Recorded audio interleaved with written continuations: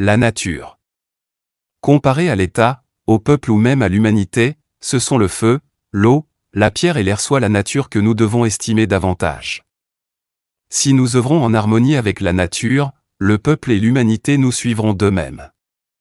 Plus nous nous immergeons profondément dans la nature, plus les peuples, les États et le monde s'effondrent. Lorsque nous pénétrons dans la nature, une conscience qui ne s'incline pas devant la grande faculté et devant le temps s'éveille en nous. La grande faculté est la loi qui unit les nations. Il faut vivre dans une harmonie profonde avec la nature silencieuse. Lorsque l'harmonie entre la nature et l'humanité s'établit, le temps, le corps et la technique perdent leur domination. L'harmonie profonde entre l'humanité et la nature, c'est le commencement de l'âge d'or. Lorsque l'humanité se relie à la nature, elle devient extraterrestre ou elle accède au niveau d'extraterrestre. Les forces invisibles communiquent à travers la nature silencieuse. Si nous libérons la nature et, par elle, l'humanité, celle-ci se transforme en énergie. La voie de l'évolution disparaît. Elle devient l'Éden. La nature ne se soumet que lorsque le yin et le yang disparaissent. Lorsque la nature et l'humanité parviennent à une parfaite entente, l'âge d'or advient. L'époque où la nature et l'humanité sont changées, c'est l'âge d'or. La nature est constituée d'énergie. Les sublimes attributs et les mystères de la nature. La nature honore ceux qui l'honorent et ceux qui connaissent ses mystères. La nature estime les personnes simples et laborieuses. La nature punit celui qui a oublié son Créateur.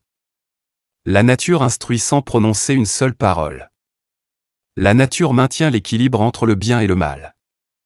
La nature est la maîtresse des prodiges et des phénomènes. La nature parle en silence et élève l'humanité vers la grandeur. La nature accomplit, au nom de Dieu, une mission inlassable de protection et de bienveillance pour l'humanité. Sans la nature, aucune vie n'est possible sur la terre. Lorsque la nature déploie sa puissance, nul ne peut lui résister. La nature est la manifestation visible des merveilles de Dieu. La nature est le témoin de chaque instant de la vie de l'homme, de sa naissance jusqu'à sa mort. La nature est le guide spirituel de l'humanité. La nature est une servante au service des êtres humains, responsable devant l'univers. La nature se transforme, se rétablit et se régénère selon la manière dont les êtres humains la traitent. La nature est le sanctuaire terrestre de la grandeur. À celui qui pénètre les mystères de la nature, elle peut devenir tout ce qu'il aspire à être. La nature accompagne l'homme durant toute son existence. La nature est l'exécutrice des volontés de Dieu et sa messagère. La nature est la gardienne des lieux sacrés et la détentrice de la force spirituelle Arbaï. La nature est l'endroit absolu du monde des cellules, des corps et des os.